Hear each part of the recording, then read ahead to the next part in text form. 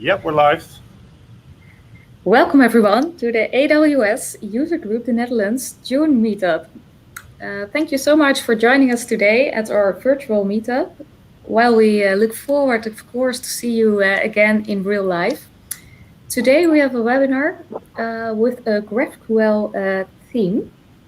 But before we start, first let's introduce ourselves. Let's start with me. I'm Rodi Zwijnenburg. I'm AWS Certified Developer at Luminis. Currently, I'm working on both front-end and back-end applications, mainly using TypeScript and Java, which is for me a very nice combination. And this is the first time as AWS Community Apprentice to organize this meetup. So I'm looking forward to do many more, of course. Hello everyone, my name is Piet. I'm also a new AWS Community Apprentice. I also work at Luminis as a cloud consultant.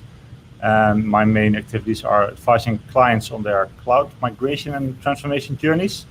And like Rode, I'm very excited to do this for the first time.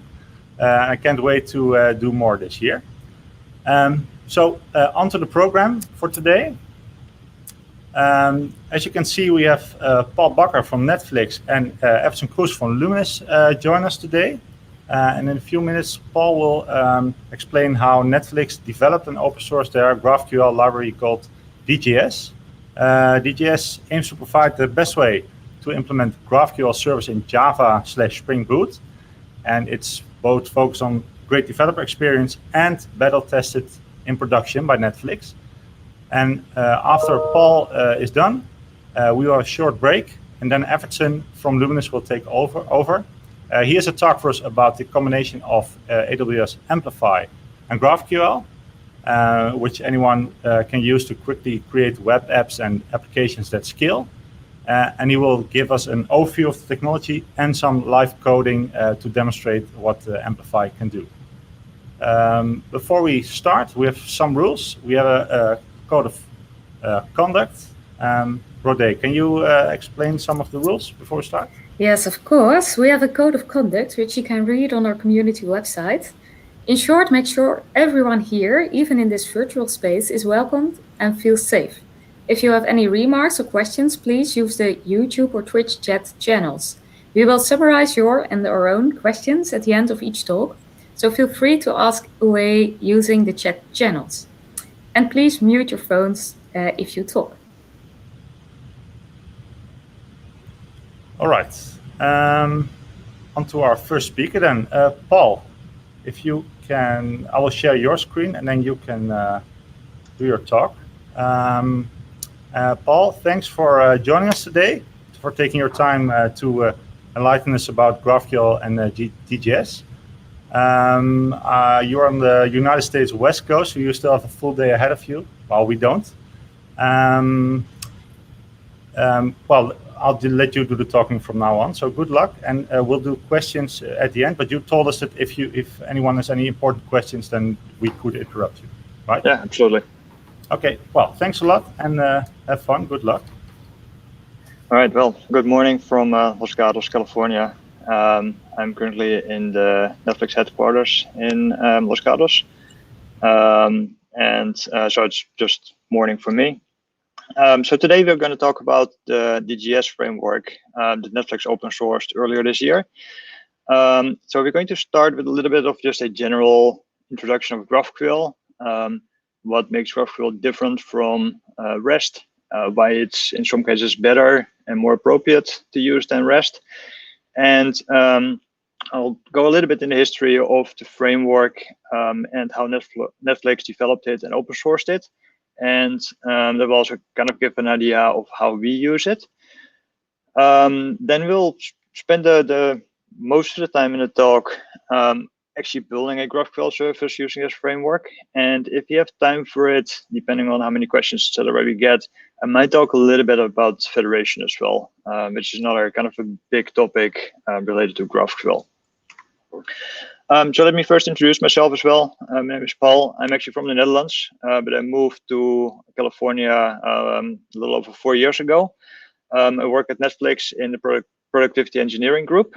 At productivity engineering for the last 2 years, I've been very focused on our GraphQL stack, which resulted in the Dgs framework, which is now open sourced, and we have lots of tooling like internal around that framework.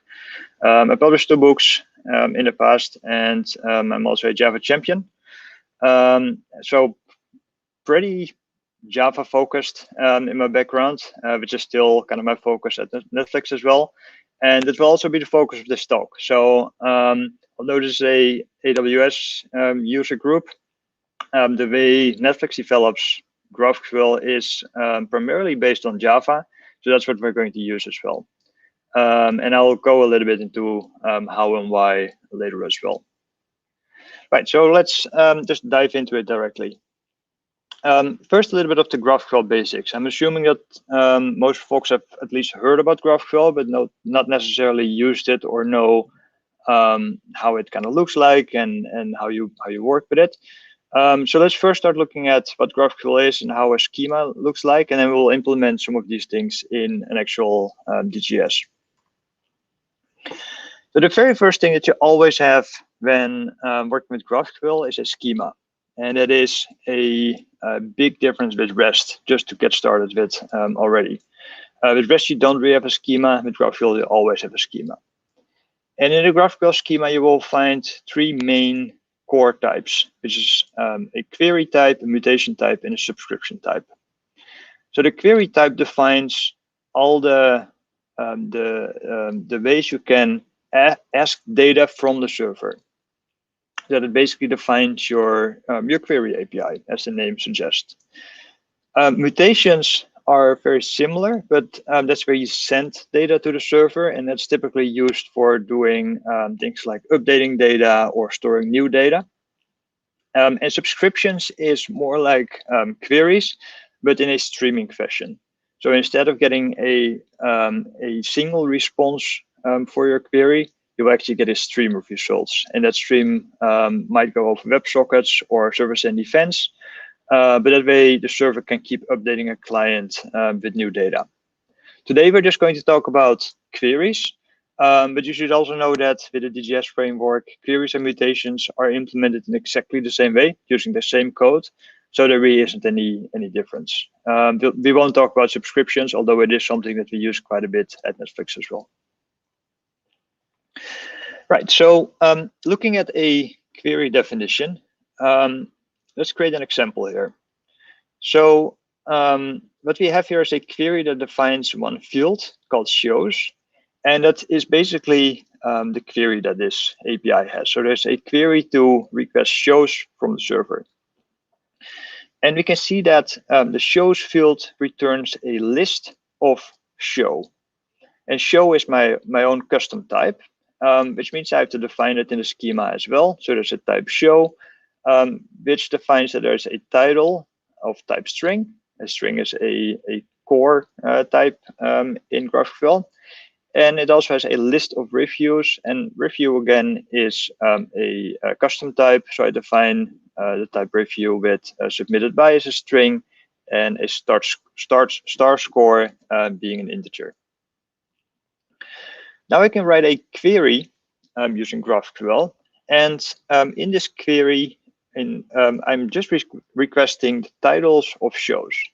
And this is a very important thing, and a very important difference with REST.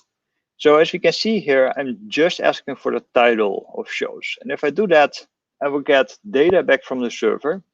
Typically, you will get data back in JSON format. But I'm getting a list of shows back, but just the titles. So even although the server might have the reviews available as well, I'm not asking it, which means I'm not getting it either. If I do want to get reviews, I have to change my query a little bit. And I actually have to ask specifically for the reviews as well. And not just that, I have to ask specifically for the fields of a review that I want to get. So in this case, I ask for both the star score and the submitted date. And if I submit this query again, I will now get shows with both the title and its reviews. So defining which fields I want to get back from the server, which is called a projection, is a requirement for a GraphQL query. I can't just ask for give me anything about shows. That would be an invalid query. And that's a big difference with REST. And for folks new to GraphQL, this is often surprising.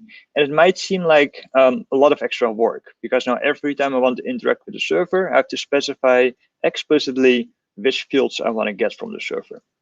But actually, it's a huge benefit. So if you compare GraphQL and REST a little bit further, we've already seen that in GraphQL, you always have a schema. And this schema is really where the power from GraphQL comes from. With REST, we don't have a schema. Sometimes folks use additional tooling on top of the REST endpoint to create something that kind of looks like a schema, or maybe use something like Swagger. But it's not kind of a core thing when building REST services. In GraphQL, it is a core requirement, so there's always a schema, and this schema is a perfect, well, kind of an API description that you can also share with your users of the API. So, for example, your UI developers, and having this schema, UI developers or whoever else is using this GraphQL API that you develop, they know exactly what fields are available and how the data is shaped, and that makes it much easier to explore an API, and you don't need any additional tooling for that. We have also seen that it's required to be specific about your field projection. So you have to be specific about which fields you want to get back from a query. You can't just ask for, give me all the data. This is really good because now we don't get into the problem of overfetching. Overfetching is a problem where you just want to show titles of shows on your screen, maybe you're developing a mobile app or whatever. And for the screen you're building, you just need the titles of all the shows. But instead of just getting titles, you get all the data available for a show, which might be a lot of data. If you look at a show type at Netflix, for example, there's literally hundreds of fields. So if you would just return all those fields, we would send much more data over the network than necessary, which would be hugely inefficient, both looking at network cost, but also at the memory cost on the client. Being specific about the fields that we're getting back, we don't have that problem. We are only getting the fields that we're explicitly asking for, which means that we can optimize each and every query that we're doing for the use case that we're implementing. And that's actually a huge benefit, because if you look at REST usage in the past at Netflix, we had to create REST endpoints and even REST services specifically for each and every device. And pretty much every screen or part of a screen that we would have for each and every device would have its own optimized REST endpoints, so that we can kind of optimize what data is being sent back. Obviously, that's a lot of almost duplicate work and services you have to maintain. And with using GraphQL, we can basically cut that back to a single API that works for each and every device that we have to support. And we don't have to optimize it specifically for all these specific devices. So that's a very big and important difference. With GraphQL, you typically only have one HTTP endpoint, and most interaction with GraphQL is going over an HTTP post. It is possible to actually use HTTP GET and do some extra tricks around caching, but typically it's all HTTP post. And that's different than having a RESTful service where each and every data piece of data you have has its own HTTP endpoint. That does mean there are some downsides when it comes to caching. Caching doesn't work, or I should say HTTP caching doesn't work out of the box if you're doing HTTP post. So you might lose something there. But then we have much more intelligent clients on the client side using GraphQL, which actually give you much better and much more flexible caching options. And that's also the other benefit. Although GraphQL is typically done over HTTP, and you can really just use any HTTP client that you want, which means any language and any platform can basically talk GraphQL. On top of an HTTP client, you can build a more intelligent client, such as Apollo client, which is a often used client, which just makes it easier to integrate with things like React and get benefits from caching, for example. And these clients are kind of a little bit more intelligent than an HTTP client can be, because we have a schema, and that gives us all these benefits again. Right, so before we dive into the DGS framework and look at implementing a DGS service, let's talk a little bit about how Netflix uses GraphQL and how we got to creating this framework and open sourcing it. So at Netflix, we have thousands of microservices. And if you think about Netflix, there's actually two pieces to Netflix to think about. There's the kind of the streaming API, as we call it, which is what you as a consumer use when you open Netflix on your phone or your TV or whatever. But then there's also the studio side of things, and this is everything related to producing shows. And you might or might not know that Netflix is actually one of the largest studios in the world. And all these productions take a lot of kind of tracking and administration around producing a show. There's often literally thousands of people involved in producing a show. So obviously there's a lot of stuff going on there. And most of the software around there is all built in-house, because there just isn't much in that world. And that means we have hundreds of UIs, often mobile on mobile devices, that folks are using in studios to keep track of all these things. And that is where we started using GraphQL first. And not just GraphQL, but actually federated GraphQL. So with federated GraphQL, what you can do is have a single GraphQL API. But a single GraphQL API is actually created from many GraphQL services in the backend. So we have microservices that are all producing part of this graph. And all of these microservices are DGSs. But they can all contribute to the same schema, and all basically provide part of the schema. And in this example, you see that we have a movie type, which describes a movie, obviously. And a movie is maybe the core fields there are owned by a movie DGS. But then we can also have a reviews service, which is a completely independent microservice, which adds a reviews field to this core movie type. And that way you can basically distribute all these different aspects of your schema to different microservices, while your client devices, your mobile apps and your web UIs are all talking to just a single GraphQL API.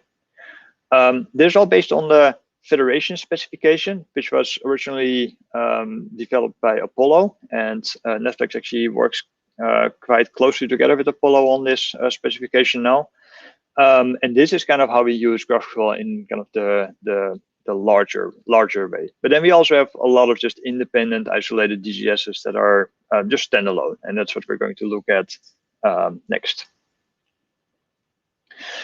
So about 2 years ago, we started using GraphQL for the use case that I just described.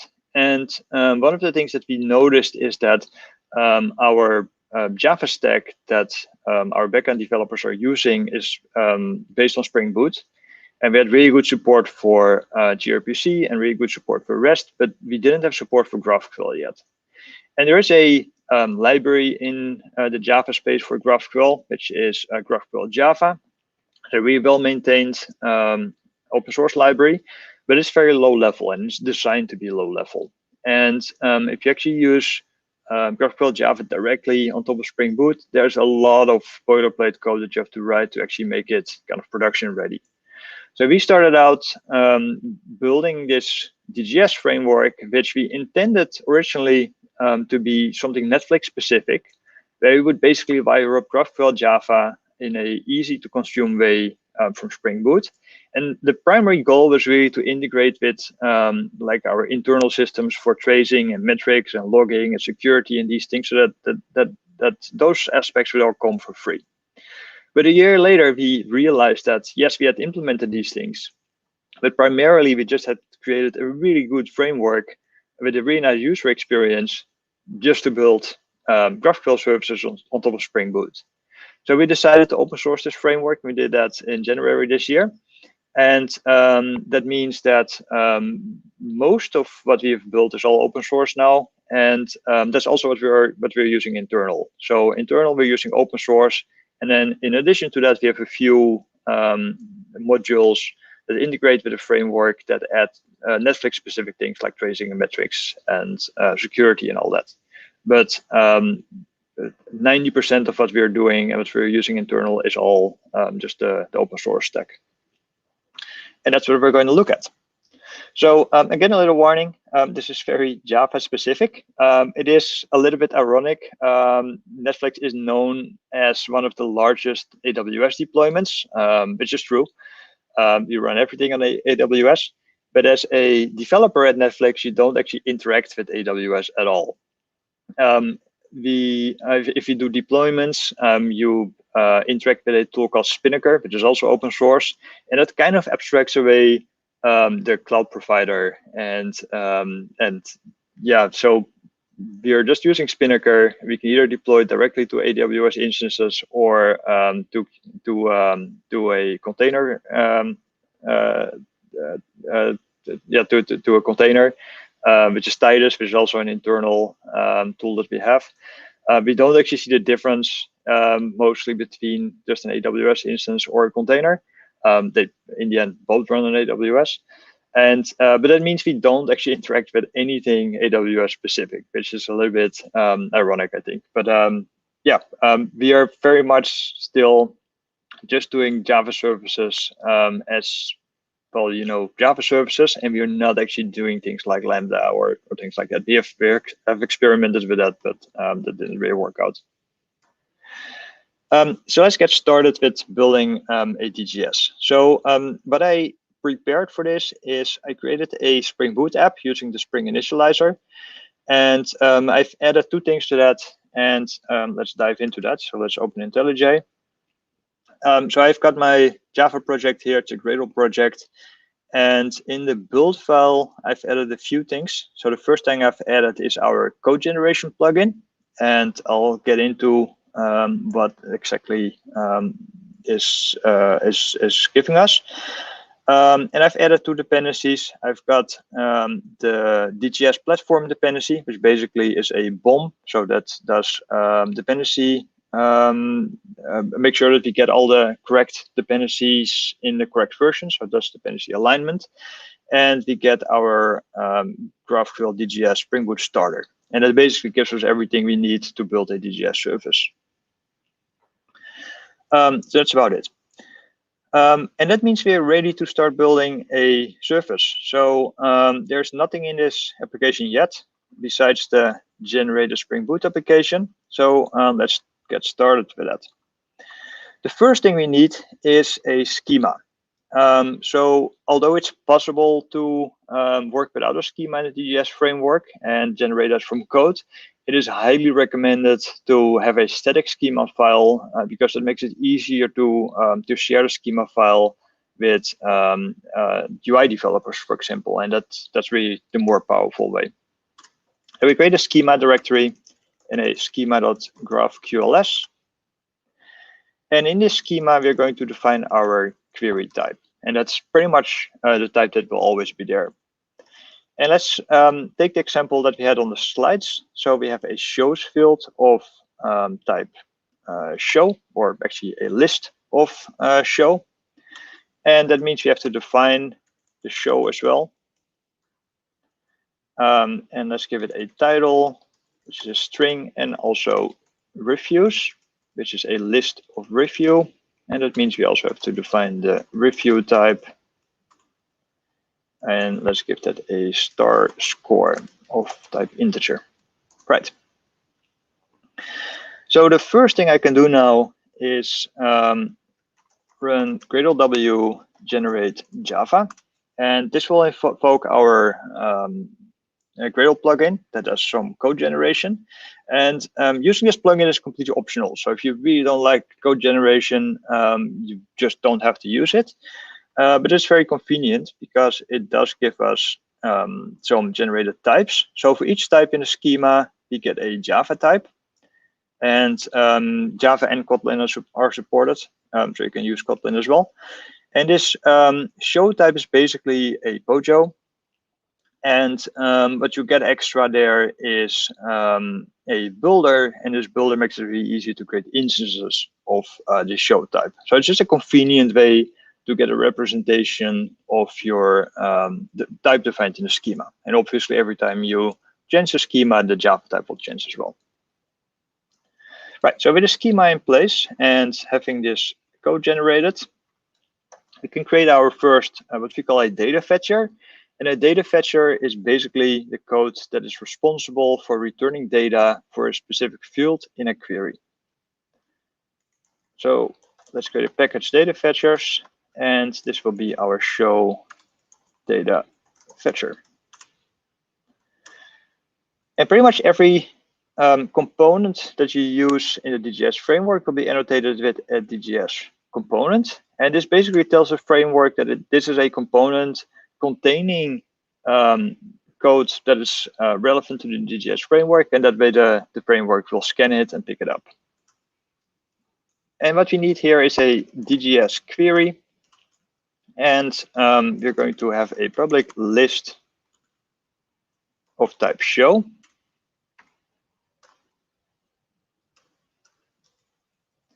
And we'll call that shows. So what DGS query does, it defines that we are implementing a field on the query type, and the name of the Java method will be matched to the field name, basically. And there's other annotations if you want to create data fetchers on subfields, for example. But in this case, we don't even have to do that. So to return some shows, we obviously have to create some shows. So let's do that first. So we create a list of show, and let's call it the show repository. And this is obviously something that normally you would get from a database or some other backend service, maybe a gRPC service. It doesn't really matter, but in this case, it's just in memory, just for the demo. So we create a new list. And here we're going to use this show type that was generated. So we get a builder. So this was all generated. And on this builder, we can see that we have a title field. Let's say Stranger Things. And we have reviews.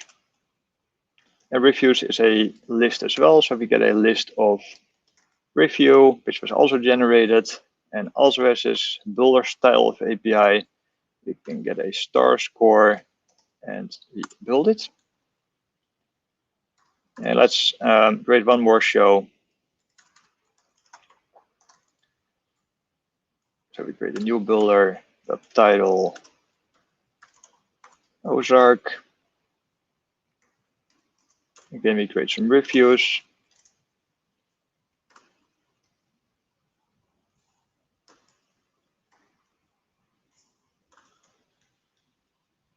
All right, there we go.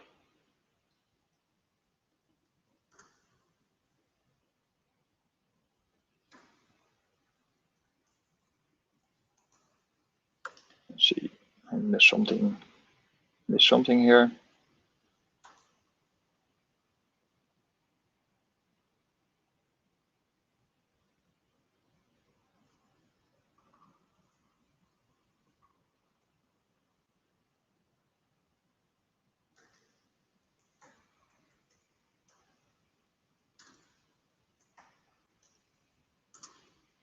There we go. So we have our list of shows here.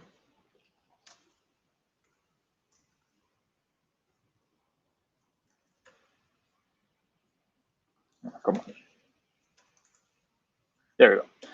So I have our list of shows here, and in our data fetcher, we can simply start with returning our shows repository.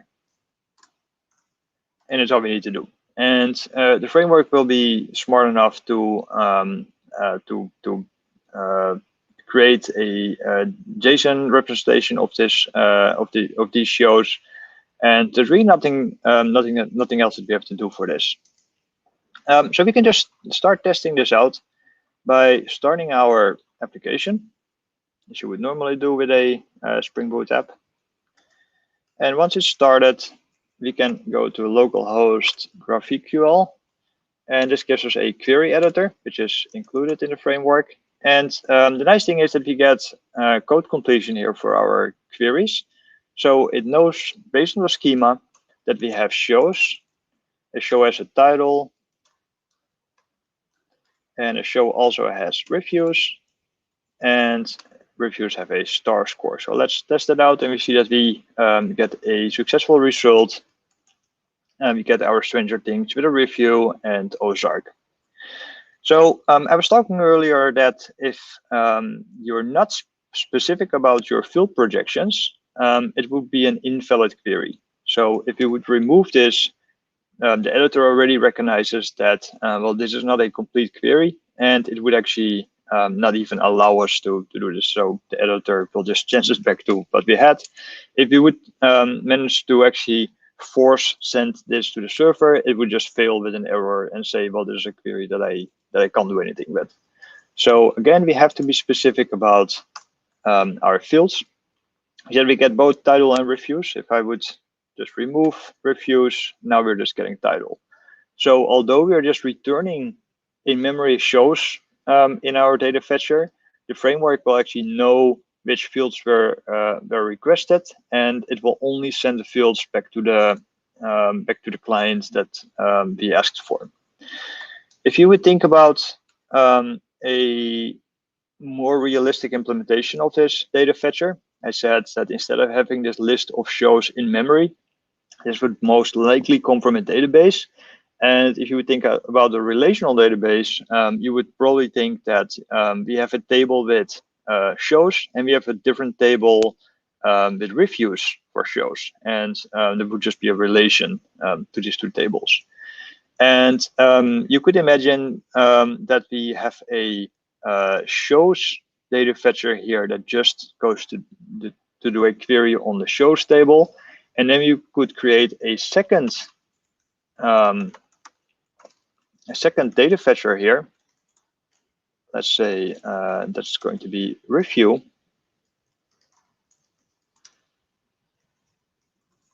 And instead of using DGS query, we're now using DGS data here. And the DGS data has a parent type. And the parent type in this case would be show, and the field would be reviews. And now we can implement whatever we want here. We can have a star score hard-coded here, for example, and we set this to 3. If we would now run this again, we would see that this data fetcher will now be used for the review field of shows. So you can create a specific data fetcher for each and every individual field if you want to. But if you don't do that, it will just use basically the data it has available on the instances on kind of the root type. So the framework is extremely flexible in how you return your data and how much control you want to have over each and every individual field. You can be super specific about it and have control over each and every field, but you don't have to if that's not necessary. So it works really well with just Java types, and you don't have to do much about that. Right, so let's get back to this example. Another thing that you can do with a GraphQL schema is define input arguments. So let's go back to our schema here. And instead of just asking for all the shows, we can create something like a filter. So let's create a title filter here. And this is just going to be a string. It could also be an input type, which is just another complex type that we use as input. Just keep it simple. And now we have an optional title filter that you can pass in, which means that in our data fetcher, we now have to use that field. And we can do so by using the input argument annotation. And we're going to use our string title filter. And we're going to check if it's null because we defined it as being nullable. It's kind of an important thing as well to know about GraphQL. By default, everything is nullable. So this string is nullable, this list itself is nullable, and each element in the list is nullable. If we don't want that, we could define it as this. This means they are not nullable, and it means that it's now required to pass in a title filter, and it's required that the data fetcher returns a non-null list of non-null elements. It's really up to your use cases and how you want to define your schema. And typically we see a mix of nullable and non-nullable types in each and every schema, but it is something to be aware of. And it changes a little bit how you implement your client and check if fields are or are not available. So something to keep in mind. Anyway, I've defined it as nullable for now. So if the title filter is null, we're just going to do what we previously did, which means return each and every show we have. Otherwise, we're going to use our show repository to filter each show based on the title. And let's say that we have look at a starts with of each show, which is going to use the title filter here. And we're going to return that as a list. There we go. So let's try that out, and then we will start talking about testing a little bit.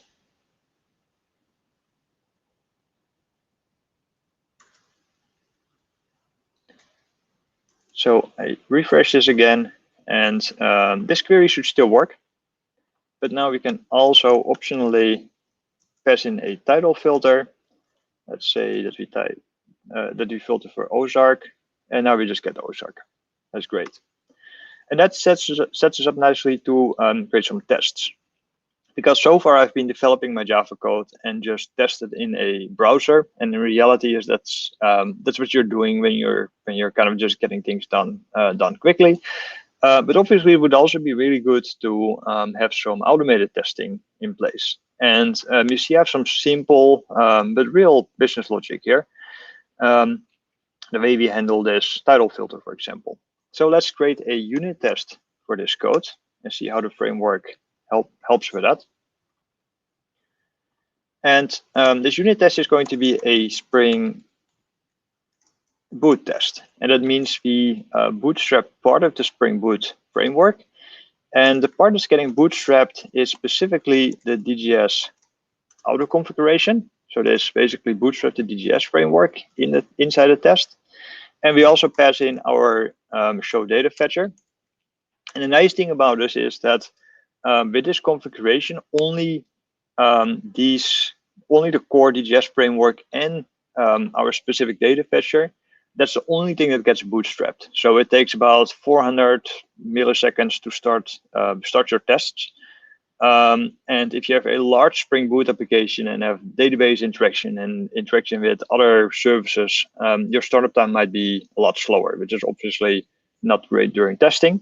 So this way we can keep our tests super quick, even if starting the complete application might be a little slower. What we also get with this Spring Boot test in place is that we now can auto-wire the DGS query executor. And using the query executor, we can execute a query and fill out results or parts of the result using Jsonpod. But before we do that, we have to actually create our query. So what we could do is just define our query as a string. But strings are easy to make typos and might not change if we also change our schema. And another problem is that in older Java versions, basically any version before Java 16, doesn't really support multi-line strings very well. So that means typing a nicely readable and formatted string is actually kind of not easy using Java. With Kotlin, there's less of a problem. But anyway, so what we also generate as part of this code generation plugin is a query API based on your schema. So we can create a GraphQL query request. And a GraphQL query request needs a GraphQL query, which can either be a string or a generated GraphQL query type. So we take the generated shows GraphQL query. So this is specific for our schema. And again, that's a builder. And in this builder, we can pass in our title filter. So again, we're passing in Ozark. And the second argument to this is our projection, which is the shows projection root. And this again emulates what we normally do in our query based on the schema. So we get a builder that has all the fields that are available on our type. So we get our title, but we also get our reviews, and on reviews we get things like star score. So it completely mimics the type definitions that you have in your schema, and basically create a builder API for that to create queries.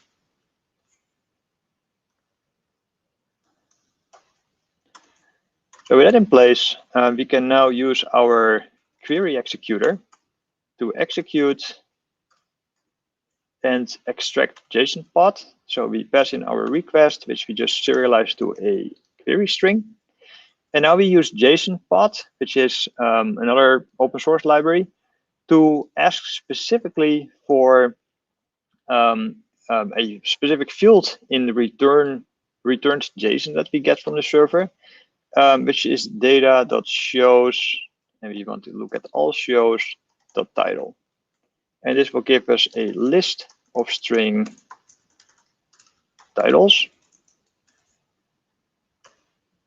And we can also, again, work with complex types, but since we are asking for title, it will just be strings.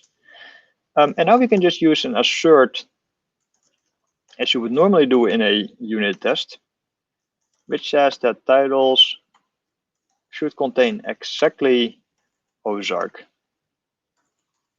And we can run this test. This is a normal unit test. And you can see it's executed in less than 400 milliseconds. And it tells us that our query was complete. Well, I never believe any test that succeeds on the first time. So let's introduce a bug. We're going to flip this if statement. And we run the test again. Now the test fails. And it tells us that instead of just getting Ozark, we actually got all our shows. We got Stranger Things as well. So clearly, there's a bug in the code, and that's the bug that we just created. If you fix that, the test should be green again. Right, so that gives a little bit of an overview of how to develop GraphQL services based on Spring Boot using the Dgs framework that we created. There's obviously a lot more features supported in the framework. This is a little bit of an overview there. So we've seen the test framework for writing queries. That same test framework also supports testing federated queries. So if you are in a federated setting with a federated gateway in front of your service, the query format looks a little bit different, but it's all supported in the framework. We have seen a code generation plugin, which is optional, but very convenient. And pretty much all the teams at Netflix are using that. We integrate really well with GraphQL Federation. So there's almost nothing that you have to do to work with federated types. So if you're sitting behind a federated gateway, the programming model and the way you test your app remains pretty much the same. Only if you specifically want to extend types, there's a little bit of extra annotations you have to use, but it all feels very similar. We integrate with Spring Security, which our security to a large extent is based on. We have support for GraphQL subscriptions, both over WebSockets and server-side defense. There's file upload support. There's error handling coming out of the box with a error specification as well. the way we translate basically exceptions that happen in your code to GraphQL errors. But you can also completely fine-tune that to your own needs. There's support for interfaces and unions. We actually include a GraphQL client for Java, so you can also use Java to get data from other GraphQL services, and it doesn't matter if that service is implemented using DGS or whatever other GraphQL library. There's instrumentation out of the box based on Micrometer. That's all there. And you can also just very easily plug in your own instrumentation. For example, if you want to get distributed query logging, which is something we do at Netflix, it is fairly easy to just hook into the framework and set it up based on your own infrastructure. So, for example, you could use something like Elasticsearch for query logs. Same thing goes for more deeply tracing and logging and things like that. And then we keep developing new features, so there's a bunch more features. We have a very active open source community, both folks contributing to the framework and the tooling around it, but also just folks coming up with ideas and asking for certain features. So we have very healthy and very active community, so definitely take a look at that as well. Since we have a few minutes left, let's talk a little bit more about Federation. So as I said, we have a lot of teams that are just using standalone GraphQL services, and that's actually using the DGS framework. This is very often for like internal tools, for example, that have a UI and they use GraphQL nowadays. That used to be often REST. We also have more and more use cases where we have server-to-server communication based on GraphQL. That used to be always gRPC. We still have a lot of gRPC, and that will likely stay there. But we see more and more teams choosing GraphQL even for server-to-server communication. But the primary use case for GraphQL users as Netflix is through Federation, and that means that previously what we had is, and this is before we started getting into Federation, we had a GraphQL API which was basically calling out to all the different microservices that we had in this space, and these microservices would just be gRPC or REST. And then a team responsible for this GraphQL API would basically write code to call out to these either REST or gRPC services, get data from these services, and translate that into the schema format that the GraphQL API had defined. And this is a perfectly fine approach to get started with, but we had so many teams working on these microservices that the team maintaining the central API would just be a bottleneck for chance, basically, because every time something chanced in one of the backend services, and let's say they added a new field, this team in working on the GraphQL API would also have to make a chance, and obviously that's just not ideal. So that's how we got started with Federation. When let's just switch off here. That's how we got started with Federation, and it was just around the time that Apollo introduced his specification. Okay, I really have to start moving a little bit. There we go.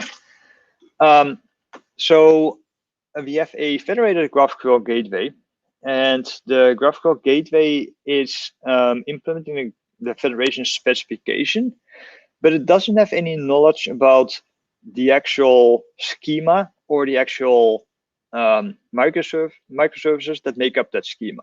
So it's what you would call a dumb gateway. So it doesn't have any code specific to the schema that it's serving. And that's actually great, because now the team running this gateway can just focus on the operations around maintaining a gateway at like super high scale that we have. But then all the individual microservices behind it, they actually provide parts of the schema. So they define the schema. And as I talked about earlier, one DGS can define kind of the core movie type, for example, but then other DGSs can add fields to that type, such as reviews. And this way you get a completely distributed model which goes through this gateway. But the gateway just serves this federated distributed schema as a single GraphQL API to the users of the API. So our UI developers building mobile apps and web UIs, they just see this huge schema that's available, containing all the relevant data that we have in the space, and they just use something like Apollo client to talk to this schema like any other standalone GraphQL API. But then a gateway will actually distribute the queries to the different DGSs involved in a query, and make sure that the result all kind of gets merged back together. And it is a extremely powerful concept that we are very excited about. So if you have this kind of more distributed architecture, definitely look at Federation as well. Right, I think that's all I have for today, and we're also pretty much out of time. So let's get to questions. Thanks a lot, Paul. That was really interesting. We have a question from Adnan. He says, hello, I have a question about writing the queries from the client side. Is there any tool that makes it easy to write GraphQL queries like tools? Thank you. Yeah, so for a client, I would recommend looking at Apollo. So Apollo has really good support for JavaScript clients, both just a server-side node, but also deep integration with React, for example. But they also have clients for Android and iOS. And Apollo is what we use at Netflix as well for the clients. If you want a server-to-server communication and you use Java on in this case the client part of it, the Dgs framework comes with a Java client, as we have seen in the test. It's basically using the same mechanism. So that's there, and out of the box you get this query editor that we have seen, GraphQL, which is another open source tool. Okay, thank you, Paul. I have one more question. I'm just curious. You said something about trying to use Lambda with DGS, but it didn't work out. Can you tell me a little bit more? So actually, that wasn't specifically about DGS. We didn't go that, but in a kind of a different experiment, we did try to use Lambda in kind of a more generic way at Netflix. That is something that didn't work out really well. We struggled a lot with kind of the cold boot time of Lambdas compared to regular services, especially at the scale we are typically doing things. It just didn't really make sense. Just the trade-offs just didn't work out very well. So although there's still a little bit of Lambda usage at Netflix, it is a very, very small part of what we're doing, and most of it is all just based on just running servers, basically. So just AWS instances, although we are not interacting with AWS directly. Okay, and I see another question from Rashid. How do you manage breaking changes for clients of the federated gateway? That's a really good question. So this is something you really have to carefully manage. What we do, we have some tooling around registering your schema.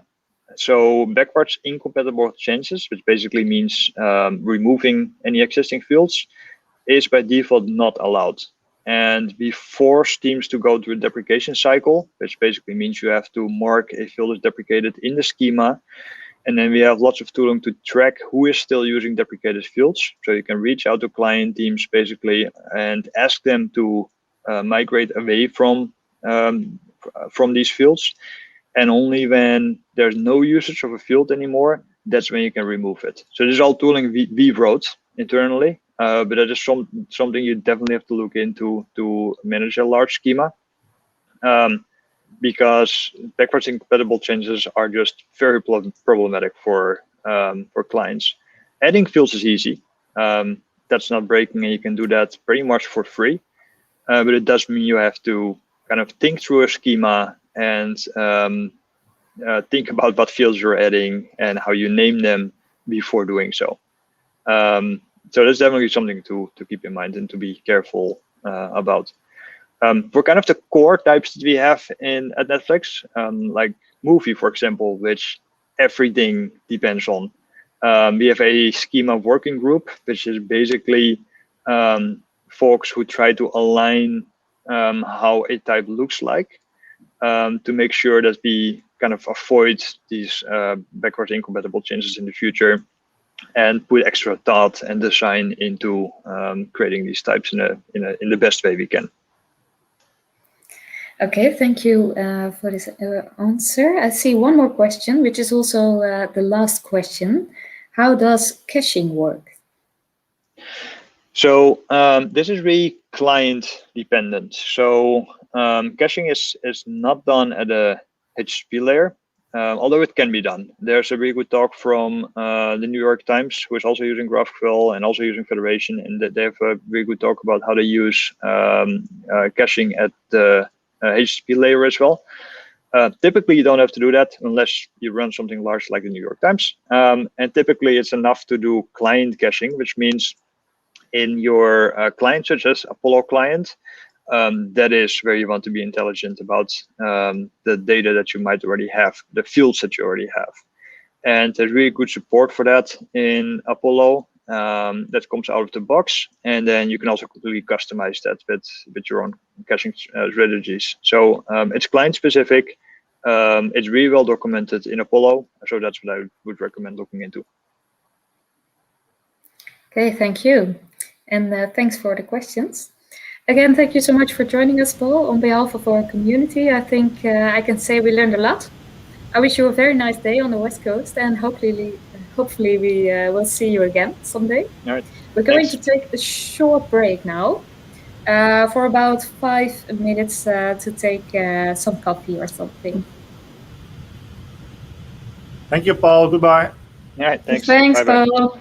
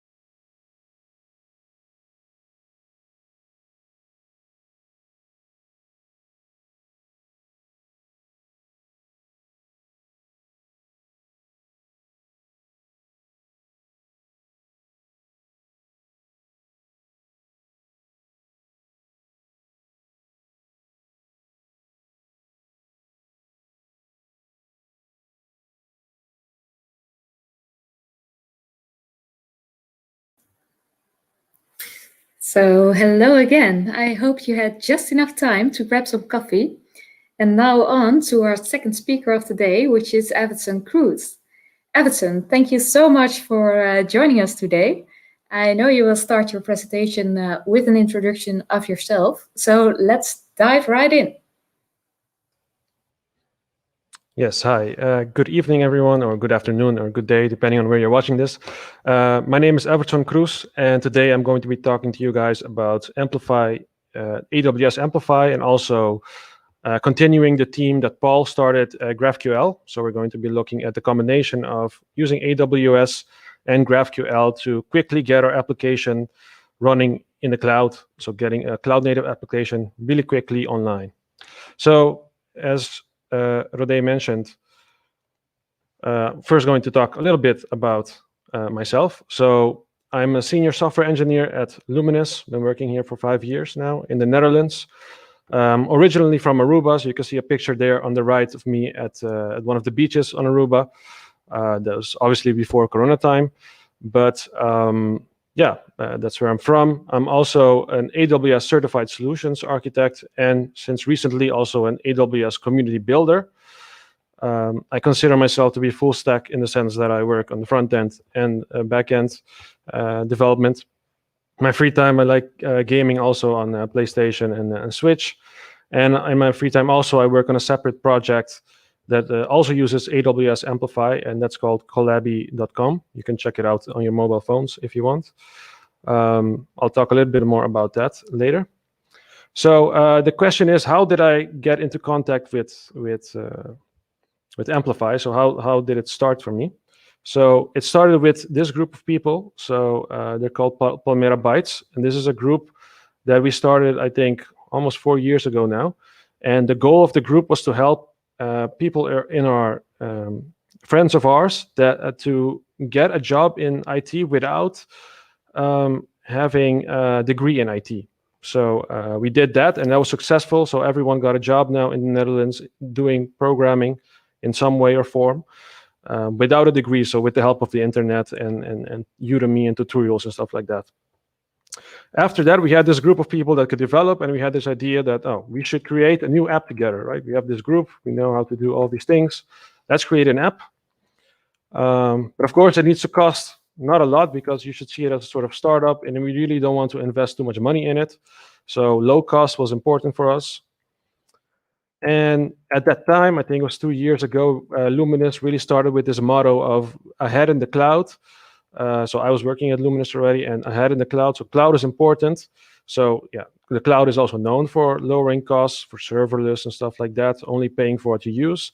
So we had the idea, yeah, we need to do something in the cloud or with the cloud, with this new application, right? So we went to AWS and we logged in and we saw this. And of course, you can see there's a lot of different services. So we sort of had like a panic moment, like, hey, how do you start to cloud at all? You know, it's a lot of things to take in. So we started Googling, and we really were searching for something of a quick start, really to get our web application quickly running in the cloud. So after a bit of searching, we found this. So this is a few years ago. So now this page looks, this is the current page, but before it didn't look as fancy as this, but it was existing. It was AWS Amplify. As you see here, it says, yeah, fastest, easiest way to build mobile and web apps that scale, because of course this backend is running in the cloud, AWS cloud. And if you look a bit at the bottom of the description, you also see React there, and that was also an important factor for us, because we all learned how to do React programming, React.js. So at that point, we decided, yeah, let's start using Amplify. And this is when Amplify was really like only a few months out. So we took a risk there, and we started with Amplify. And that's how I got started with Amplify. So now the question is really, what is Amplify? So you could see Amplify as a set of tools. It consists of, I think, 3 parts. Really, I think, first of all, the Amplify CLI. So the command line interface, this will help us to generate instances of AWS services via a command line. And then the Amplify Sdk, which is the second part, will help us to use these resources from our front end in a very easy way. So CLI, we create it, we generate it in the cloud, and SDK, we use it in our front end to communicate with these resources very quickly. And also, since recently you have the Amplify console, so really logging into AWS, and there's a managed service for that, for Amplify, and you can do a lot of stuff there, like manage the deployments you already have, add things like domains to your deployments, CI/CD stuff, and a lot more things that you can configure on the Amplify console, which I will show a bit of also at the end. So so this is also infrastructure as code. So the CLI actually, it doesn't automatically generate stuff for you in the cloud. It first, after you use it, it will first generate files that would represent the things that it will create in the cloud for you. So the infrastructure of your cloud stack as CloudFormation templates, as code. And once we run the push command, that's when it will actually start to create these services that are needed in order to achieve the functionality that you want to achieve, that you've entered into the CLI that you want. So how that looks like a bit is like this. So just an example, so it's not really like this, but you would say, I want an API, REST or GraphQL, it will ask, and I'll say, I want REST. Amplify will ask, what name do you want to give the API? Say, I want to name it my API. Amplify will ask, which name do you want to give the resource? And you'll say /events, and then you will keep on answering a few questions. Usually it's not that long. And then at some point, it will generate the files for you. And at some point later on, you can say, push these changes for me to the cloud, and it will create, for example, an API gateway in this case. So if we have something then generated in the cloud service, then we can also use it in one of our favorite JavaScript frameworks or mobile. So right now it's available in React, Vue, Angular, also for mobile, for native Android, iOS, also for Flutter, and also since recently for server-side rendering, Next.js. So we have all these possibilities for your front end that have an Amplify SDK to make use of. So you have a lot of options. So what I like really about Amplify is, as I mentioned at the beginning, there's a lot of services. So on the right side, you see a lot of services in AWS, but Amplify breaks this up and groups them into several functionality categories. So you really don't have to think about the services behind it, but you really only have to think about what is the functionality that I want to use in my application. And for today, I'm only going to be focusing on these 5. But you can feel free to look at the other ones. I think they speak for themselves a bit if you look at the names. But I'm going to walk through them now with you. So the first one is Amplify Auth. So each of these functionalities, as I said, use one or more services. In this case, this will use AWS Cognito as a service. And the functionality that it gives you is, for example, to be able to register users, log in and log out functionality, things like activation emails, the forgot password flow, logging in via Facebook, Google, Apple, or AWS, or also being able to do some other federations via OAuth or OpenID Connect, or also with SAML is also supported, I think. So that's what you get with this category of Amplify functionality. We then have also the category API, which will give us an API to talk to in order to get the data and manipulate data. So you have 2 flavors. We have the REST version and the GraphQL version. Both of these are then backed by a separate AWS service. For the API, you will have then an API gateway. And for Appsync, you will get GraphQL. For GraphQL, you will get an Appsync, AWS Appsync instance created for you. And the functionality that you get is an API, but also what I think is very nice is the auto authentication with Cognito. So if you have an auth functionality, the first category that I showed, and also API, you could also make sure that only people that are logged in with that Cognito can reach this API. So normally you would have to build that yourself and check tokens if they're valid and stuff like that.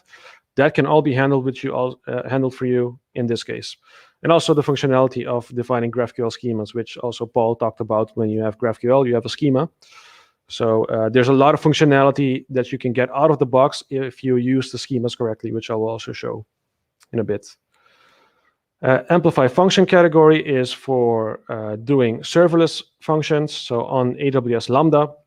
And also you can use this category to run cron jobs. So those are recurring jobs. So you could say I want something, this Lambda to run once a day or once an hour or whatever. You can also set this up via this category. 2 more to go. We have the storage category. You want to store stuff somewhere.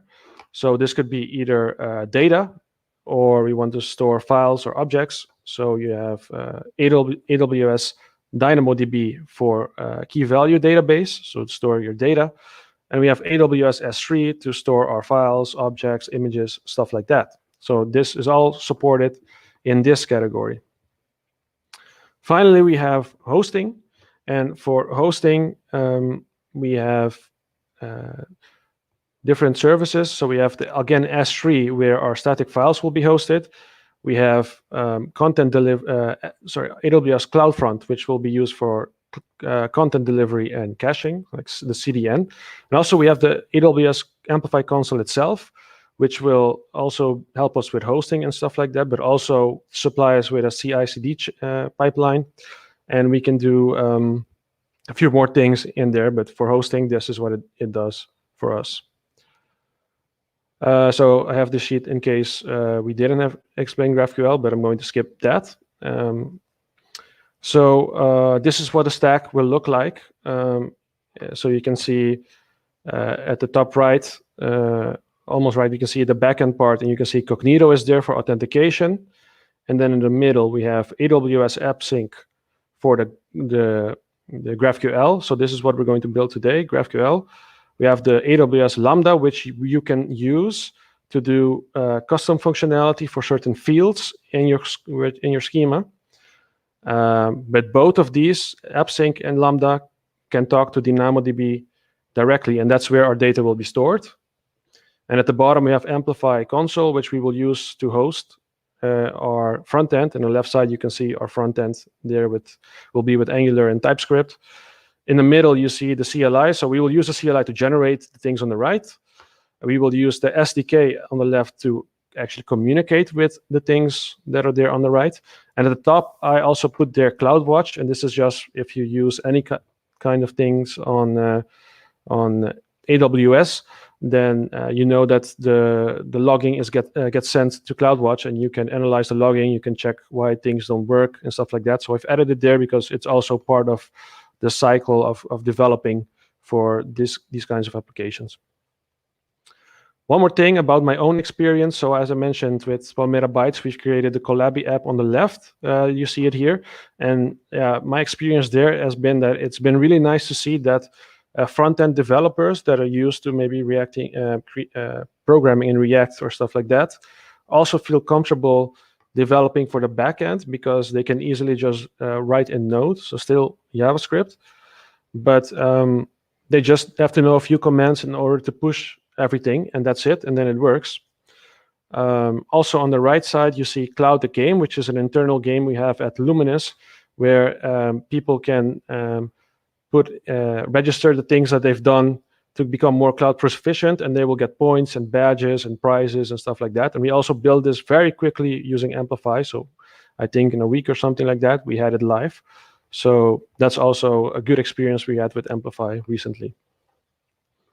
What are we going to do? Basically, in the demo now, this, except I've created the front end already. So I already have a front end there. We're just going to amplify it now with using Amplify to add a bunch of new functionality cloud and make it cloud native. So it's time for the demo. I'm going to be switching over. And first thing I want to do is show you guys my Netflix. So this is Netflix. It's missing maybe a few functionality, but we have the basic things. And you can see now we have shows and reviews and ratings, and we can see the reviews. This is all now backed by JavaScript objects, so it's all in memory. So if I refresh, it goes back to the default state.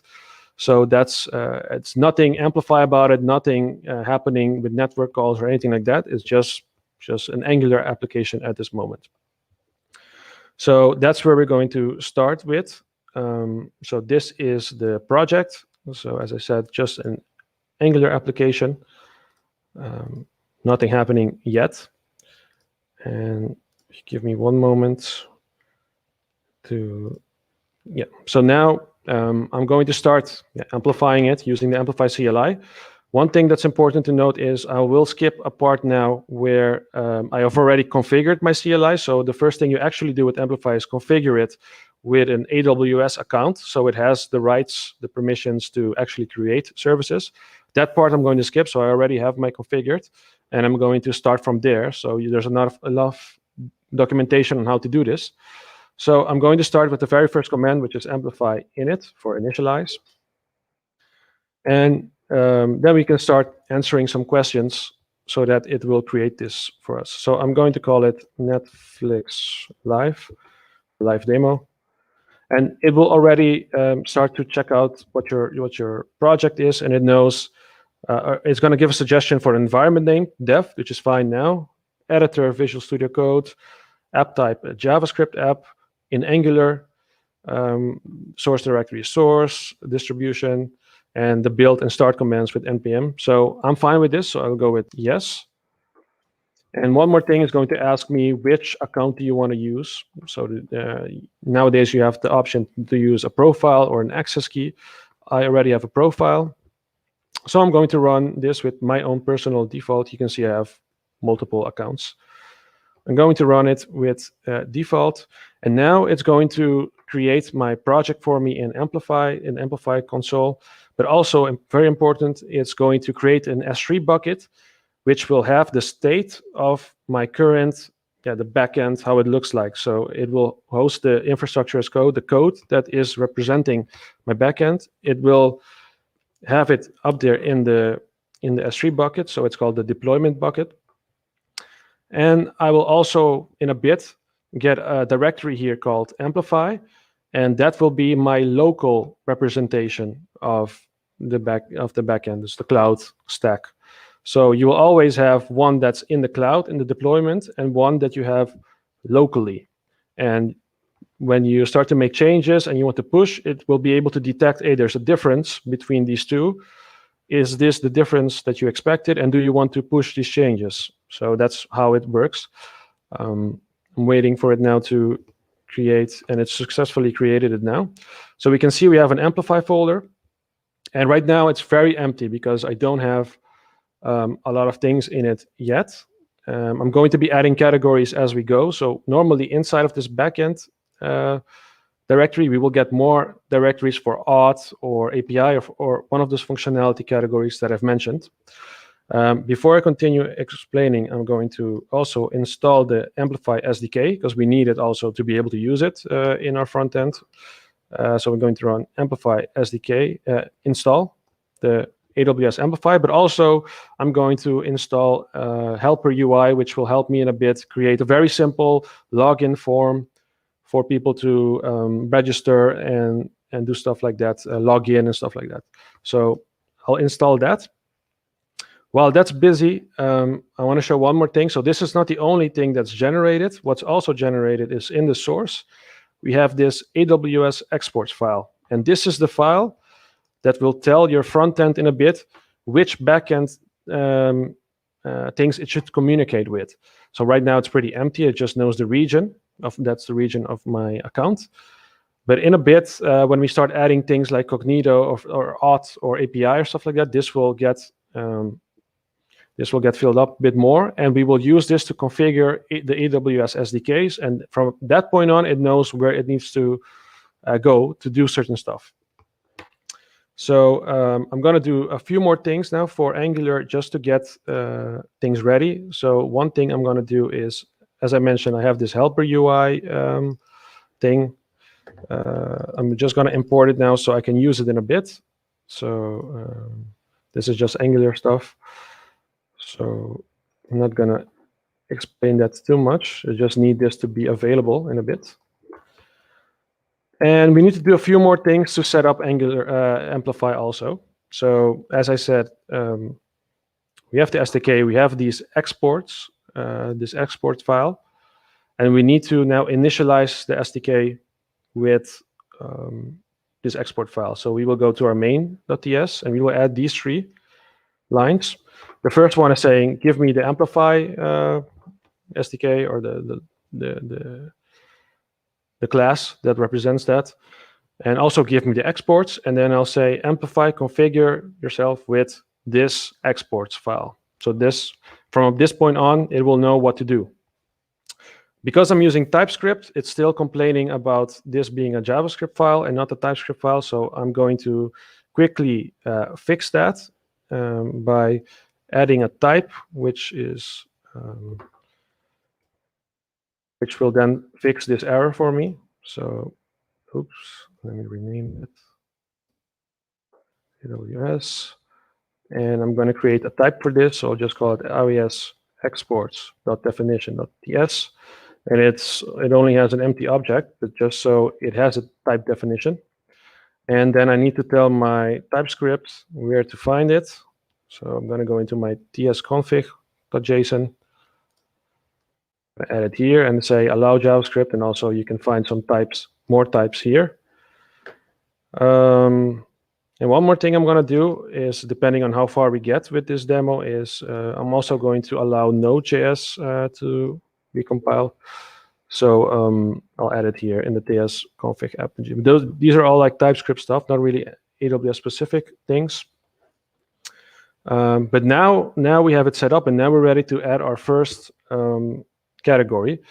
So, and the first thing I'm going to do is for this application that we have, so this amazing Netflix app, I want people to have to log in first. So create an account or log in.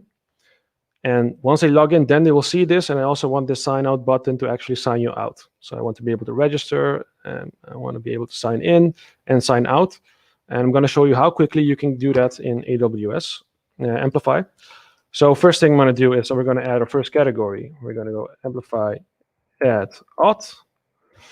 And we're not going to go through all of the things. So you have default configurations, fine for now, but you also have things like with social provider for Google or Facebook or stuff like that.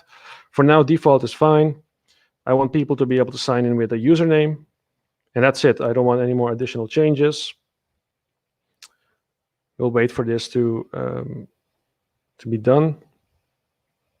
Yes, and then I'm going to do the Amplify push. So remember now, it only created it locally for me. So if I do this, we have now an auth directory here.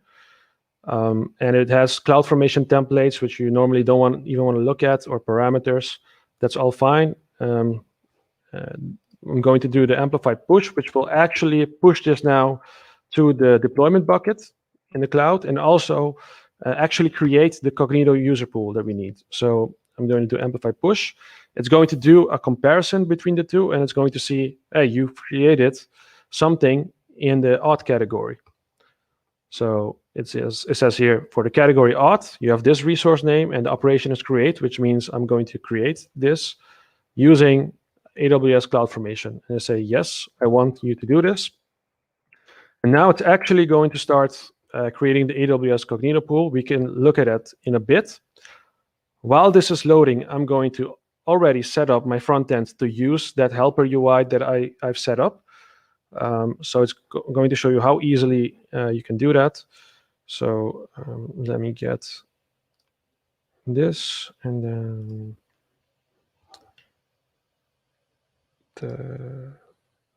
so this is the one I need. So this is just the main part HTML of my app. So I'm just going to wrap it in this component, the Amplify Authenticator, which I got from NPM when I installed it. And one more thing is I want the sign out button, of course, to also do something. And that's, you also have a component for that. So I'm going to go into my components, the header, that's where the button was. And I'm going to replace this button with the Amplify sign out button. And that's it. And it should already be showing. I just don't think it's going to be working yet because it needs to continue. It needs to finish creating the user pool and stuff like that. we can already start to check out. So as I mentioned, everything we do in Amplify will actually do something in AWS.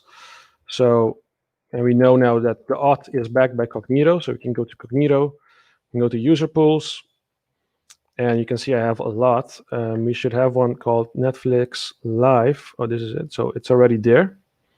So it exists here now. I don't have any users yet. So in a bit, I will create a user using our application, and you will see all of my details here. It's still creating. I think Cognito takes a while to create, but this is also not something you create a lot. So it's usually once you do it, and then you're done. While it's busy, I think it's almost done now. We can take a look at a few more things in Cognito. So as you can see, for example, it supports also quite easily to log in via Facebook, Google, login with Amazon, Apple. So these four come pretty much out of the box. You have like tutorials how to fix this, so you can log in pretty quickly. But you also have the option to use another identity provider using SAML or OpenID Connect. And then also via Amplify, you can easily integrate a login flow with this. But now we're just using a basic username and password. I was checking up. Oh, it's still doing it. Yeah, one more thing I want to say about this is you can use this UI. You can customize this UI however you want, or you can also just create your own sign-in experience, and then you have to use the functions from the auth category in Amplify SDK yourself. But then you have all the options that you have here. You can create yourself. You can create your own sign-in experience if you want to. So you don't have to use this UI. It's just very convenient for me right now. So now it's done. I'm going to create an account. So I'm going to use this.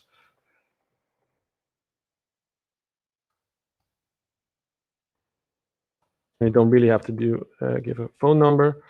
And then I'm going to check my email, and I should have a verification code, and I do. It's instant.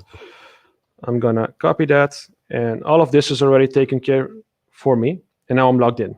So I'm logged in as that name, and if you check here, you can see this is a username, confirmed, and this is my email. And as quickly as that, we now have a user in Cognito. So we can sign out, and we can sign in back. We can also do forgot password if we forgot it, but we're not going to show that right now. Okay, so now we have auth. The next step is we actually want to back this with real data and not with data from an object, mock object. So I'm going to show you now how that currently looks like, the mock object. So closing a bit of these. And we're going to look at the shows component. And you can see here that I have this mock object with Ozark and Stranger Things in it. And at the beginning on the initialization, I'm just saying, well, this shows should be the mock data. And if we create a show, it should just push this in shows and then reset the form, right? So we want to now get, from using GraphQL, we want to get the data from a backend. So I'm going to do Amplify add API, which is our second category of functionality we're going to add. And I'm going to select GraphQL. This is fine, this name. And I'm going to choose now Amazon Cognito user pool. And this will automatically then make the synchronization between the two possible. And I don't have to do anything for this. So this is very nice. Do you want to configure advanced settings? Not right now. There's a lot more you can do. Do I already have a schema? No, not yet. This is just like a template. I'm going to override it anyway, so it doesn't matter. But you can get pretty good templates to get an idea of how schemas work in Amplify. Do you want to edit the schema right now? No. And now, before I start explaining this part takes a long time to push. So I'm actually going to push first and then start explaining what it does, so to save time. Again, this push is going to see that there's a difference between the bucket in the cloud and my local state, and that's of course that we've added API. There's no change to the auth, and that's what we expected. So going with yes, it will ask me, do you want to? Oh yeah, I think first before we do this, I forgot that I need to. Oh, This is okay. This is too bad. I don't think I can cancel this now. Okay. Well, I'm just going to talk you through anyway. We have to do a push again in a bit. Hope that works, because I've already pushed now the template in API. So to show you what we've pushed is this. Of course, I have a very different model than this. So I'm going to show you that. I'm going to copy paste and just start explaining it. And I hope that I can just push a completely different model in a bit. But this is the model we're going to be using. And if you know GraphQL, then this might seem foreign to you, and that's correct, because this is specific annotations for the AWS version of GraphQL schemas. So without this, you're basically just saying, well, I have a type show, which has an ID, and for title, string, description, a review score, and I also have reviews, which is an array of this type. And this type also has an ID, a score, a description, a show ID, and also has a show referring back to this type. So it goes both ways. What these directives do is give you a lot of functionality out of the box if you add them. So first of all, there are more than what I have here, but I'm just going to explain these ones. So the model, if you add this here, it will automatically create a DynamoDB table for you that will back this type. So there will be a show table, which will have all of your shows.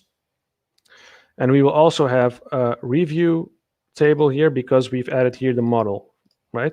But not only that, we'll also generate all of the different code, different queries that you need to query the show. So you will get a list show and also a get show by ID function by default. A query. You also get the mutation and also a few subscriptions like on create and on update and on delete for both of these. So all of this you get out of the box by just adding this annotation here. Then you have also the auth annotation. This is allowing you to add actually not authentication but authorization for certain operations. So I'm first going to talk about this one. If we don't add this here, then by default, GraphQL will add an extra an extra property in your table, which is called, I think, owner. And that will be the name of the person that's logged in, right, of the user that's logged in. What I'm saying here is basically, I don't want you to call it owner, I wanted to call it user. That's just to show you that you can give it another name if you want to. What I'm saying here is I only want people that private means that they are logged in with whatever authentication I added at the beginning. And what I added was Cognito. So private means that someone that's logged in with Cognito can do a create, update, delete, and read. But for example, we could also say allow public, which means people that are not logged in, and they can only read, for example. And this is really powerful because now we just have out of the box also different levels of authorization. Before I continue, I'm just going to run it again so that we have the actual schema that I wanted to begin with. So then I can explain a few more things. Oh, it says no change. Maybe I already pushed the right one because I saved it at the right time. Well, we can check this because we can now go into Appsync. And we can check which one it created. So I think we should have a Netflix live. And we have queries. And I first have to log in because just with the same account as I logged in the app, because we said that you need to log in order to be able to do any of the queries. And no, it has the blog version. So that's strange that it has that, but it also telling me, I think because let me just see here. Well, let me just make a change then. So it detects a change. So we're going to do that, what I mentioned, even though no one can even reach this application. But let's say that they could, then it would allow someone that's not logged in to do this. So I think now it should detect something. I think maybe we did it just at the wrong moment. We saved it, which is not. Yeah, now it says there's an update. I'm going to say yes. API key provider not found. The project has no API key authentication provider. Okay, wait. Maybe this is not so easy to do. Let's see what's an easy change. See if this works.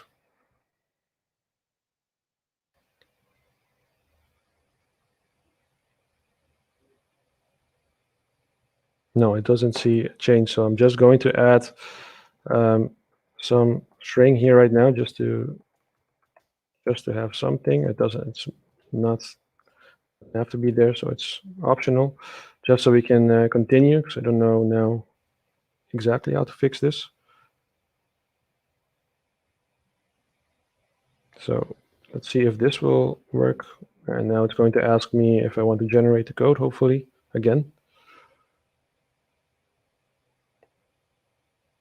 I'll have to run Amplify CodeGen in a bit. So anyway, once you run this, you have actually a schema in Appsync. So I'm going to take now another example where I already have some data, so you can show you what you can do here in the Appsync. So just like Paul showed the graphical interface, you also have this interface here. And I think I'm already logged in. So now you can see we have reviews and get shows and list reviews and list shows, and we can just start requesting stuff. So we can say like, you know, from the shows, give me the ID and the title, for example. And we can see here different titles. I don't know what the users are null, but this is just a test I did. But we can do a few more. We can say, give me the review scores, for example. And then you will get different review scores, but also the reviews which have a connection with each other. We can say, well, give me the scores and the user that did it, and also the show ID or now the description. And now we will get a list of shows and also with all the reviews. So doing that, we can see, well, this show had these reviews and this show. So we can really like tailor to get the queries that we want. This is still updating. Let me see how we're doing on time. Yeah. Okay, so I think this will still take some time to work, because I want to show the last part, which is how you will actually use this in the SDK. So I'm just going to start that right now. So in the components, we had this backed by the mock data, and now we're going to actually use our API code that's generated for us, which it's not yet generated. I think in this case, given the time and the error that I made, I'm just going to get another project which already has the code, so I can show you how it works. So I'm going to abort this, and I'm going to immediately switch to another one that's working, just so you can see how the code works, or how the code looks like compared to this. So you have an idea of how that works. It's too bad that I made a mistake, because then I'm going to show it live. But we will fix it in a bit. If I can switch quickly. Give me one more second to switch.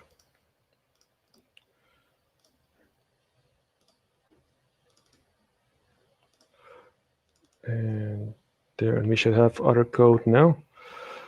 Right, so now you can see here I've imported the API service. And what is the API service? That is a service that is generated for you in this GraphQL. I think it's here, yeah, the API service. And it will have like all of the different queries that you need to be able to call something, to request data.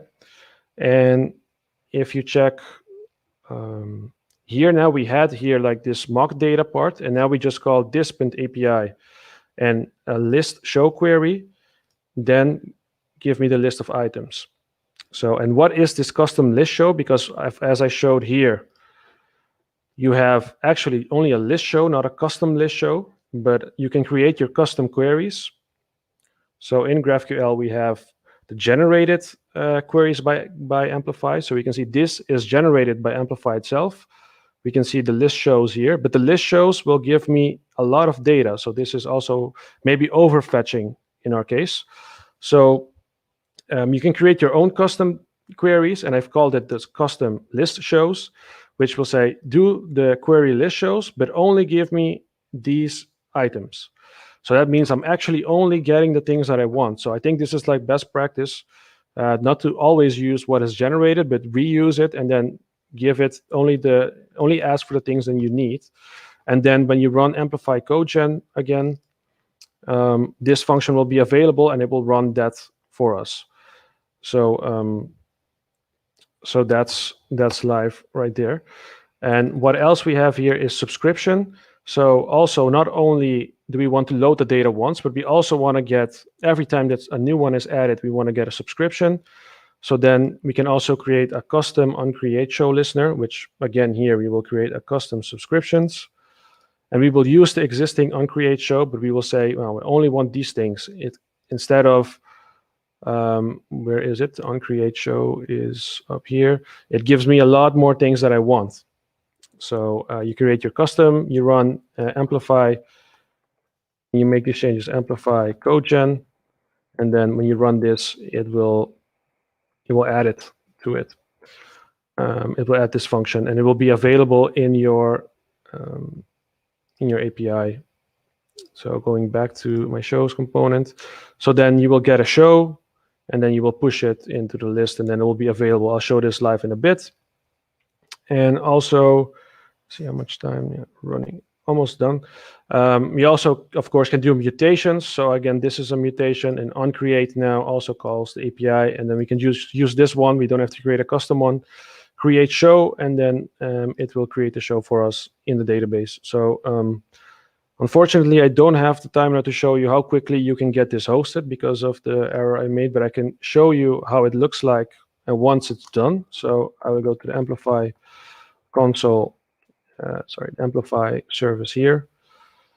And we can see the Netflix testing example. So what you do basically is at some point you have all your code in Git, and it's just a few clicks away, and you can connect your repository to a CI/CD pipeline here with the correct backend environment. With just a few clicks, it will detect which backend it is and which you can choose which branch you want to link it on, and then it will start building. You can check out the provisioning and the building and how deployment steps. So if something goes wrong, you can see exactly what went wrong, and you will get this domain where you can test it. So this is the domain now, just live. That you get. So imagine that you're working on an Amplify project, and in no time you can basically, within an hour, you can have something live that's working, that has something that you can just share with your client or something like that. So this is the one I have now, and we can see the last one is Stranger Things. So I can add like Netflix live test, and we can see that maybe I can get the network in. And we can see what's happening. So we'll do add. We can see a GraphQL query being done, which is a mutation. So you can sort of see it here. And we can also see that I immediately, I think there's a mistake. Oh yeah, there's a mistake here that I forgot to commit on create show. So forgot that was also in there. So that's actually the object you get back. So can give that one more try, otherwise Netflix test 2, Netflix test 2, and then we should immediately, without having to refresh, let me check if I have that. Well, I think maybe I did a mistake there, but there's something wrong with the mapping here, but you can see that we get it back as a subscription. So We don't have to actually implement anything with WebSockets and stuff like that. You just can use a subscription, and then Appsync will take care of it, and you can just subscribe on creations or updates of a certain type of model that you have. So that's it for now for the demo. Fortunately, I couldn't show everything that I wanted to show, but I think it still shows a bit of what's possible and how quickly you can get started. With the schema, you have a lot of different directives you can use, and to do a lot of more things with Elasticsearch and stuff like that. Or per field, you can add a lambda if you want custom functionality, or other HTTP resolvers, and a lot more options. So if you want to know more, there's a lot of documentation on Amplify, on the Amplify website itself, for all the different categories, but also tutorials for all the different SDKs that you want to use, for Angular or React or anything like that. But also per category, there are a lot of different scenarios and examples of how to use them. So it's very nice to get started with. And the community is also very active.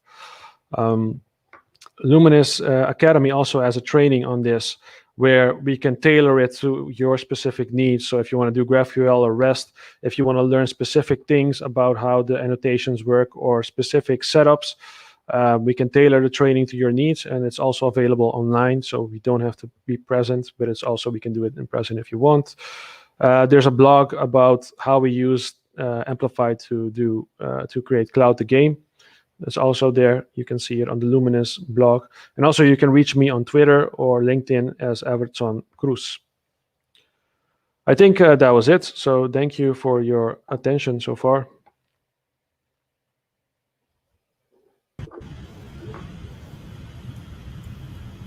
Hey, Evertson. Can you hear me? Yes. Oh, great. Hey, thanks a lot for the talk. I think I can speak on behalf of all the viewers that we learned a lot. And thanks for the pointers at the end. I have a question, and the viewers can ask questions in the chat if they want, so we can ask them.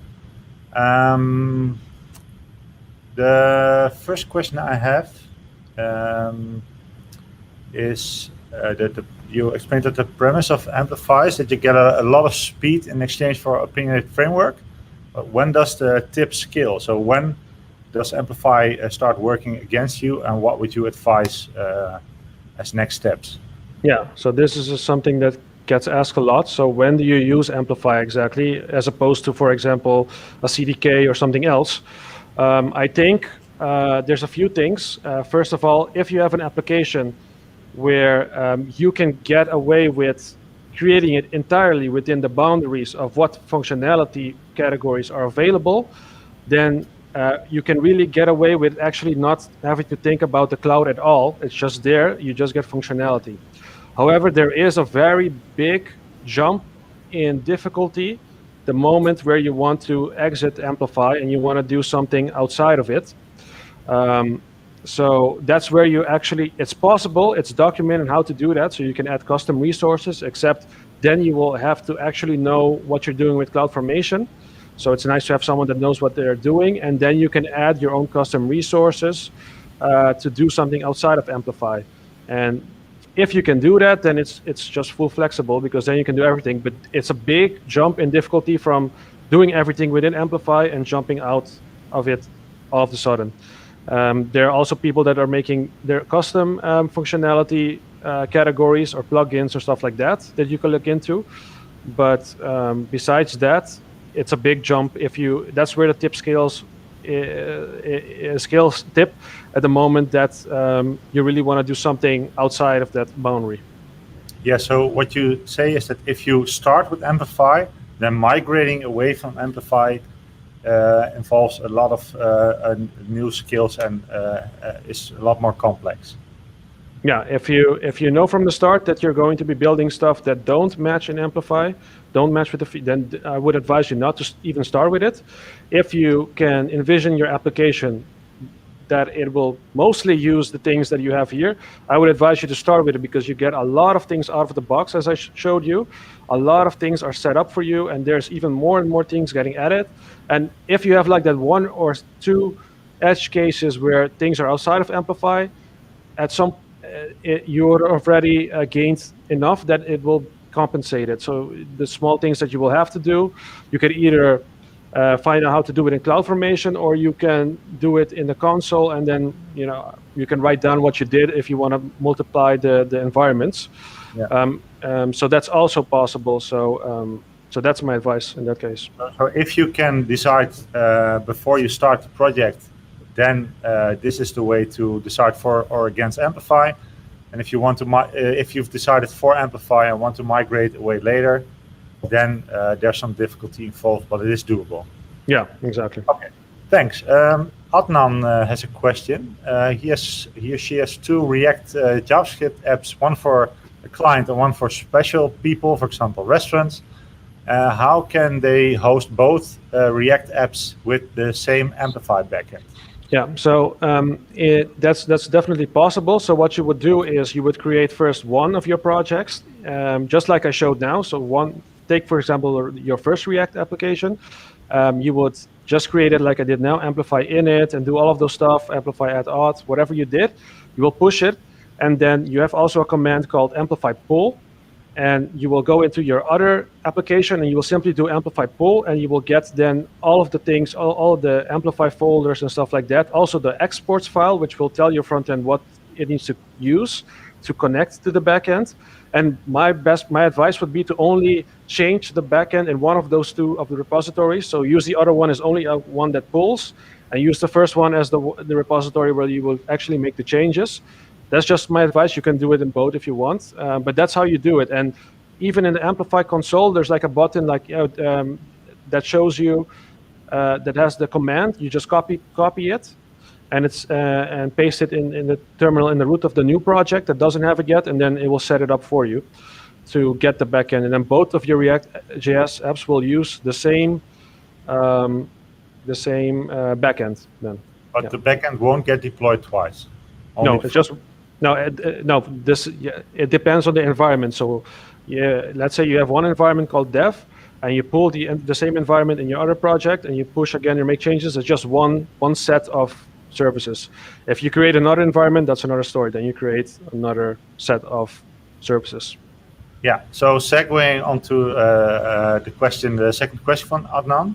So you're talking about different environments. I guess that's what this question is about. How do you manage that? Do you branch per environment? Do you do a branch, or what would your advice be? How I do it is, we just use Git branches, and when you make changes, all of these changes go into Git. So you can just you can commit this, and I don't really think we've gotten any problems with it yet, with merging and stuff like that. And we also, my advice is also always commit the changes for one environment. So you always have like one environment committed, which is checked out. So it's a bit more complicated to explain. So you can have one environment checked out at a time. So you can have multiple environments of the same application, but only one of them is like active at a time in your repository, in your application. And even if you create a separate environment and you commit that, after that I would advise always to go back to your dev or whatever environment and make a commit on top of that and continue building on top of that. And if you make changes in another environment, you commit and then switch back again. That's because then you don't have this problem of someone committing on one environment to the other environment. You're just all still working on one environment as much as possible. So try to keep one environment committed as the checked out environment. And if you work with Amplify a bit, you know what I mean by that. But all of the parameters in the CloudFormation that you check into Git, they are of one of your environments, not all of them. And the other environments are on S3. And you only have pointers to them. And when you check them out, it will put them again locally. So that's how I advise you to do it. Yeah, so if you're doing staging, this is your advice. I guess that Adnan's question was a little different from how I interpreted, because he meant front-end branches for one client and one for the restaurants. Do you have any comment on those? I think that would just be two different repositories. So if you have two different React apps, just two different repositories, unless you have like a mono repo or something like that. But I think you have two projects, and you can just do Amplify pool in the second one, and they both will have a copy of the backend locally. So I would just say those would be two different Git repositories for the two different projects. Okay, thanks. I have a question myself. So it's let's say a full stack-ish framework, Amplify. If you're, what's your opinion? Is it a more natural fit for backend type developers or for front end / mobile developers? And depending on which you are, what new skills do you need to learn to be effective or productive in Amplify? Yeah, so I think, first of all, I think this is a good opportunity for front-end developers to get their hands dirty, I guess, with something with the cloud. So you don't really have to learn a lot about the cloud to get started, as I mentioned. So it's basically focused on functionality and not on services. But it's still nice to, once you've created something, to actually log in and see, oh, this is what happened and that's what happened. It's like a good introduction for developers, front-end developers or mobile developers. I think backend developers can also use it, but if you're only a backend developer and you don't want to do front-end development, then this is not really going to help you, because the whole point is also not creating only creating a backend, but also easily being able to use it in the front end. And if you can't use that part, then you're really missing a big part of Amplify. So then you should maybe use CDK. If you're only interested in architecting like a backend, then I think CDK is better for that. Okay, so for all those front-end and mobile developers that think that cloud is not something they should have in their toolkit, you opine otherwise and say start with Amplify. Yeah, I think this is a very good place to start. Okay, thank you. I don't see any other questions. Then I'll switch to our agenda for the coming months. Rodé, would you be so kind to tell us what's coming up? Yes, because next up, and just before we wish you all a good night, we want to discuss what's next up. Two new events are already planned by the AWS user group, namely a webinar to boost your 11th cert frenzy, which is Ask Me Anything. I think, Piet, maybe you can help me, which are four men who are talking about their certification. Yeah, I think this is a panel that is highly certified, that has all 11 AWS certifications, and you can ask them how they did it or how you could do the same crazy thing. So if you want to get certified, then this is the meetup to go to and get some tips from them. Yes, and then at 15 July, there's another webinar about Amazon Open Search. Oh, and in September, there's the AWS Community Day in Netherlands in 2021.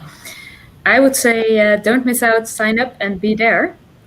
Thank you all for attending this webinar. Have a nice evening and sleep well.